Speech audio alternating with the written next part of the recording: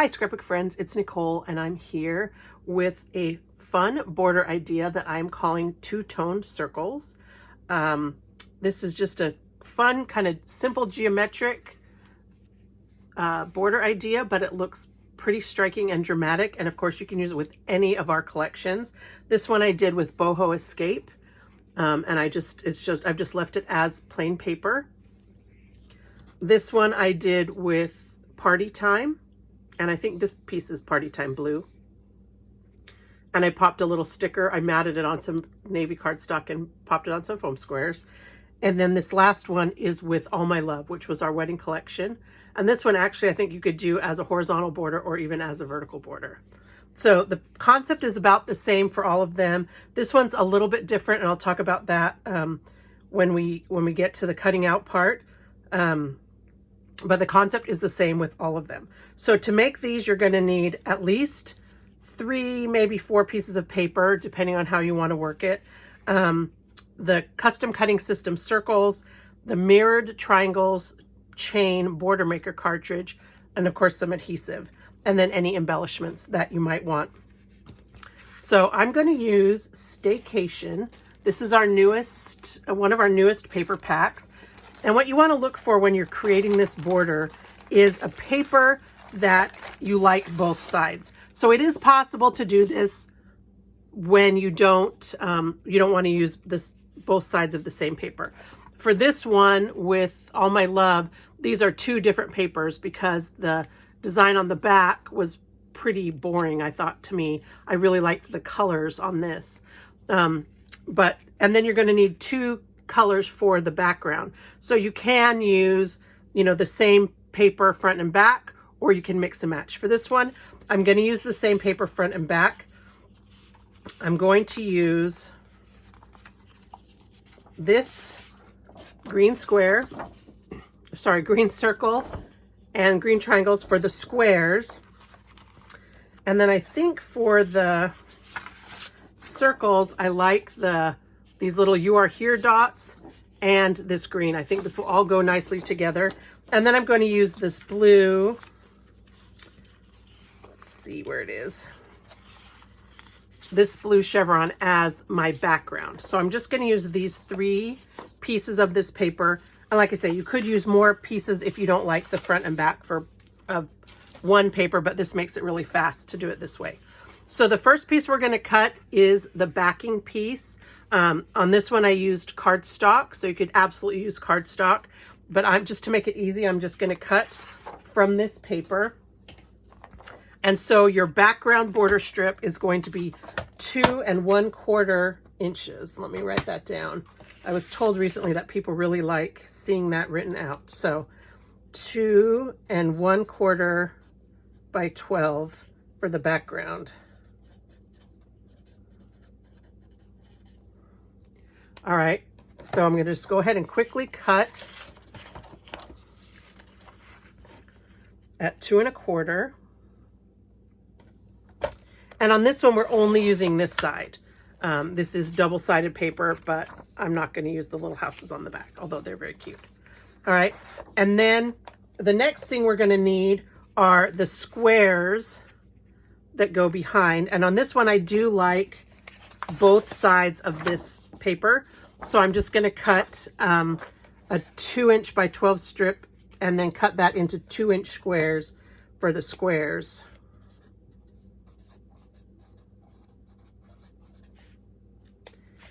All right, so we'll just cut this at 2 inches.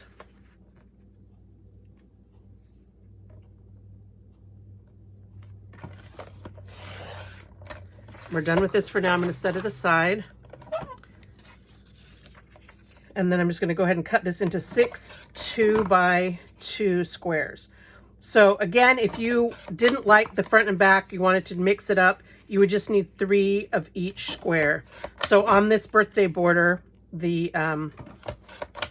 squares are from different pieces of paper because I didn't like the backgrounds. I wanted them more solid. So these are not front and back of the same paper. These are separate papers.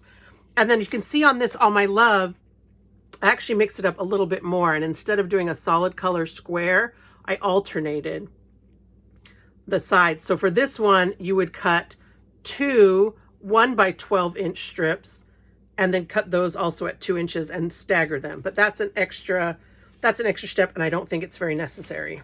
So here are my 6 little 2 by 2 squares. So then we're done with the trimmer for now. And I'm going to do the circles. So for the circles, you're going to use the custom cutting system, and you're going to use the middle circle. So we have 3 sizes of circle. We're going to use the medium circle. And I generally refer to them as the small circle, the medium circle, and the large circle. And we're going to take the blue blade, which gives us a circle that's just shy of 2 inches, sorry. So with the custom cutting system, you want to make sure that these little feet on the blade fit into the grooves on the pattern. So the bottom side of the pattern has these little kind of non-stick feet, and the front has this groove. So we're going to make sure that those feet are in the groove, because that's how you know that you're going to get a good clean cut. If you start cutting and it rips your paper, it probably means you didn't get both feet in the groove. So then you just give it even pressure, drive it around. With paper, as opposed to like a photo or cardstock, I like to put my finger on it just to keep it from scooching out of the way, and so that I get a nice clean edge. And you're going to need 6 of these circles using the blue blade on the inside of the medium circle. All right, and then we're done. Make sure that you close up your blade. And if you've got the old blades, they might not rotate. You might want to think about upgrading to these. They're not really that new anymore, but if you have the original blades where you had to kind of twist your hand around, these are really nice to have, these swivel blades. And you can tell which ones you have. The swivel ones are kind of a hexagon shape, whereas the old ones are round. So I've cut my 6 circles, done with my custom cutting system. And then I'm going to get my trimmer back, and we want to cut these in half. Now you can stack these and cut them all at once. This one's a little tricky because I want to make sure that I keep the circles directional. So I'm just going to make sure that I stack these so that I've got my little pointers going up and down as best I can. I mean, they're not going to be perfect, but if you were using like a different pattern, it wouldn't matter quite so much. So I've got all these the same, and then I want to make sure that I cut across the design. One of the wonderful things about this trimmer is how easy it is to cut a circle. And you can just take your circle, I'm going to unstack this one, and put it right here, and it lines up with the little raised edges on either side of the cutting guide, and that is, the blade is centered exactly in the middle. So when you have your circle just resting in this little valley, you're going to get a complete circle every time. The downside is this circle is small enough that we are not going to be able to cut all the way down, because we've gone way down off the edge of the cutting surface. But we can cut most of it. Because I'm cutting through 6 layers, I'm going to give it a couple good swipes with the trimmer. And then you see I'm left with a not quite finished all the way cut. I'm just going to take my scissors and very carefully make sure that I've got this blade lined up with the cut part, and just snip that last little bit to give me my half circles. All right, now we can start assembling. So I'm going to start with my background piece, which is going to go right here. For this one, you probably want to decide which direction you want it to be. If you want it to be a horizontal border, you'd want to put these little "you are here" dots this direction. If you want it to be a vertical border, you would want to do them this way. Oh, actually, no, you do either way, you do it sideways. Okay, forget I just said that. So we're going to start with the squares. They are 2 inches, and so we're just going to stagger these on this blue background. Just going to alternate the 2 little squares. I like to use permanent adhesive as much as I can. You do have to wiggle this around just a little bit to make sure that this is centered. So you want just about 1/8 of an inch on either side, and you want to try and keep them as straight as you can. So you may choose to use the repositionable. The repositionable does become very tacky over time. It's never officially permanent. I'm actually going to turn this one that way. It's never officially permanent, but if you've ever used the repositionable and then tried to move something a couple months later, you will see it is virtually permanent. But for like official archival reasons, they cannot call it permanent. And I wouldn't use it for my photos. I know people that use it exclusively and they feel like once their photos are on a page with a page protector, they feel comfortable enough. I just like good old tape runner for my photos. Now, a lot of times the designer paper from Creative Memories and from other companies might not be exactly 12 inches. Let's see. It's got a little, it's time to change my blade or flip over my mat. All right, so you can see here that I kind of did, the square is just a little bit off the edge and not quite lined up with the paper. There is about 1/8 of an inch tolerance when they are manufacturing paper, and that is acceptable. So now I'm going to take my little circles and I'm going to take this side, I'm going to stagger them, whoops, like this, and then I'm going to take the back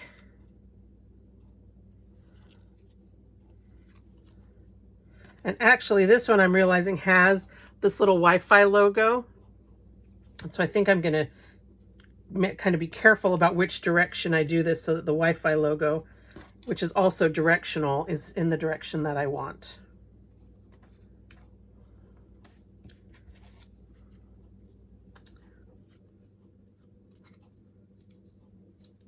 All right, so that worked.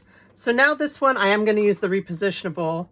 And what I like to do is to take my 0 centering ruler. So remember that the squares are 2 inches. So I'm going to take my 0 centering ruler and I'm going to line up the, let's see, it's hard to see, isn't it? I don't have a thing. Okay. So I'm going to line up this 1 inch line with the top edge of the square, not the border, just because that would be 1 1/8 and I don't want to do that. But so I'm just going to line up this 1 inch line with the top of my border, just so that I know that I am straight. And then I'm just going to take these and kind of center them in the square.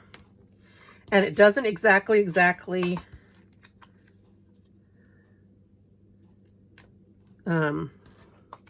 like go to the edge. It's a little bit off. And because we are human beings cutting these, there may be a little bit more variety. Okay, so I've apparently gone crooked because that is not the same distance.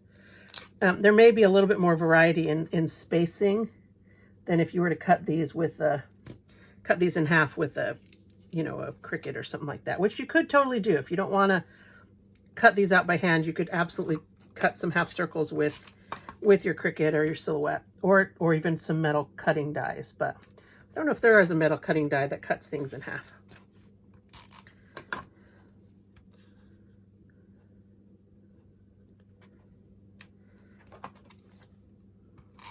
All right, so now I've got the first half of my circles on, and now I can go ahead and move my ruler out of the way because this line is pretty straight that I'm doing with these half circles. And then I'll just do the other half and just line up those lines. And so that's kind of the basic base of my, oops, I grabbed the wrong one. Basic base of my border. And then we're going to decorate with the Mirrored Triangles Border Maker cartridge. I think Mirrored Triangles sold out, but is coming back. So hopefully that one will be back in a couple months. Creative Memories is usually pretty good if something sells out faster than anticipated to reorder it. They don't like to reorder it. They want us to kind of keep our, you know, just make up our minds quickly. So now we can do the middle piece of the mirror triangle. And so this one I have a lot of color choices that I could use. I mean, I could use white. White would certainly be easy. I think I'm going to kind of go with this navy. And since I have this piece already that I used, I'm going to use it for my mirrored triangles. So we're going to use the border maker system. Anytime you have cut your paper, make sure that when you put it in the border maker system that you're putting it with a 12-inch line. So I'm going to flip out the paper tray, put my paper in here, line it up with the edge of the paper tray, flip the paper tray out of the way, and then I've already put the cartridge in the housing, and you line up, there's a little arrow here and a little arrow here, but you will totally feel it snap in. And just make sure, especially on this one, that you're pressed firmly up against the edge of the paper guide so that your triangles line up perfectly. If you're a little bit lazy or going too fast, it's really easy to kind of mess up a little bit and end up with something that doesn't quite match. And I actually have one right here that I was doing earlier that I totally did that. So you can see right here, I wasn't being careful, and so I didn't get it lined up just right. But this will give us a good visual. I could have used the yellow or the goldenrod. I think that could have been a cute color, but it definitely draws attention to itself. And I kind of want the attention to stay on the circles. So now I'm going to take this and use, so I do have a clear or a plastic piece. I like to use the one of the dividers from the Power Sort box, but of course it's not right handy where I can reach it. So you can just use any kind of piece of scratch paper. I'm just going to grab my little Post-it notes since they're handy, and I'm just going to use the repositionable. Repositionable is perfect for something like this because you can just kind of drive over it. Doesn't matter if you know, go through the lines and have extra, because anything that, you know, if you're in a space, that's all going to stick here to your little scratch paper, and then only where you want the adhesive to stick will it stick on your border. All right, so then I'm just going to line it up really carefully, trying to get this right in the center. All right, and then any extra adhesive from the repositionable adhesive, you can just rub off. It'll come right off. All right, so last I'm going to do a little bit of embellishing. I mean, you could save this part and do your embellishing later when you put it in your layout, especially if you're not sure yet how you're going to use it. So if you're going to, you know, you might want to use it vertically or horizontally. Like I say, this one could go either way. I think this would be nice vertical or horizontal. This one, because I did put the sticker on it, would definitely, I mean, you could do it that way, but I think it looks much nicer horizontally. So let's just look and see in the Staycation embellishments. You could use the stickers too.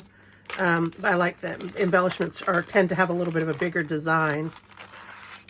Because we use the little map things, I think I want to try and find something that's a little road trippy.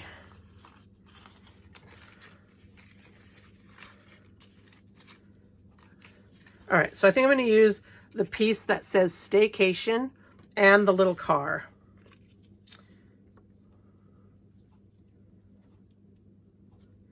So obviously I'm going to do this one kind of horizontally. And so for the bottom piece, I'm just going to use tape runner. I'm going to use regular tape runner because I want to make sure that this sticks and we're sticking on a bunch of layers. And I'm going to use the grid right here on my cutting surface just to make sure that I got everybody straight. Because it would annoy me if my wheels were off, you know. Might not annoy everybody. But then for the little Staycation sign, I actually think I want to map this. So I'm going to take this same blue paper that I just used, and I'm going to stick it onto here just to give it a little separation from the other. And I'm going to use my trimmer.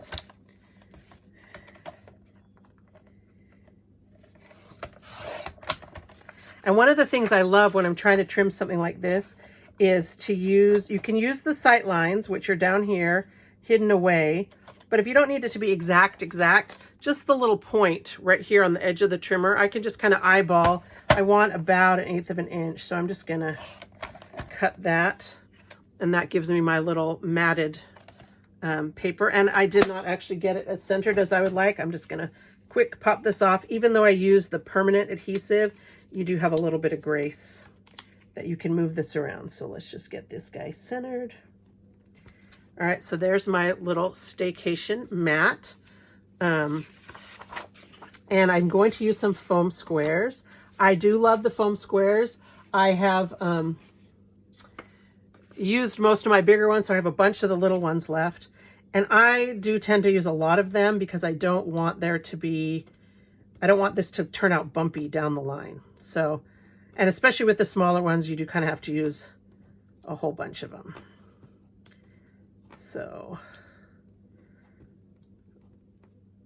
a whole bunch of little foam squares. All right, I am going to put a couple just down the middle. Probably overkill, but you can never have too many foam squares. All right, and then I'll just pluck all these little papers off. This is the only semi-annoying part of foam squares, is peeling off these labels. I don't know how you guys do it if you don't have fingernails, but my fingernail works great to just kind of pluck those little guys off.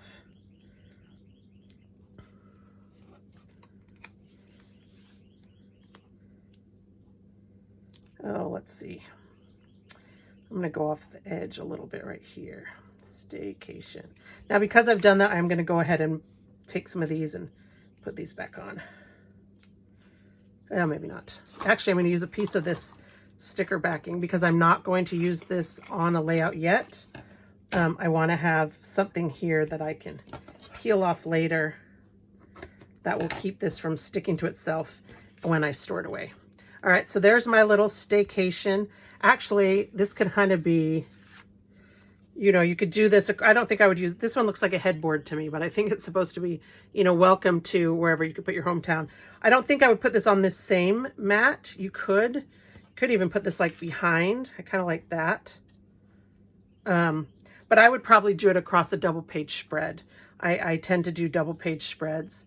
And that way you could put this on the right side and have it kind of, I like to have it driving in that direction. I don't ever like to drive off the side of the page. So something like that could totally work. You know, like I say, the stickers, which I don't have handy, could totally work. Local tourists, any of that. Anyway, so here you go. The, what did I call it? Double circle border.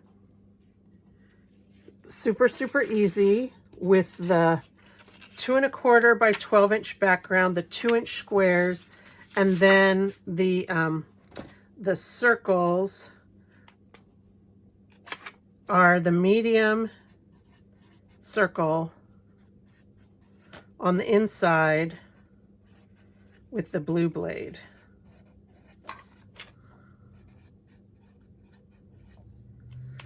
So there you go. Those are all the pieces you need to create this double circle. I don't think that's what I called it. I don't know. Names are hard. Anyway, this double circle, two-tone circle border. So thanks very much for watching. I appreciate all of you who watch my channel, make your comments. If you have any questions about this project or any of the others I've shown, please don't hesitate to ask. And I would love to see your finished projects. If you create this border, I would love to have you share that with me. Probably the easiest way is on my Facebook page, which is facebook.com/Nicole's Scrapbooks. So there you go. Have a great time making your two-tone circle border, and happy scrapbooking.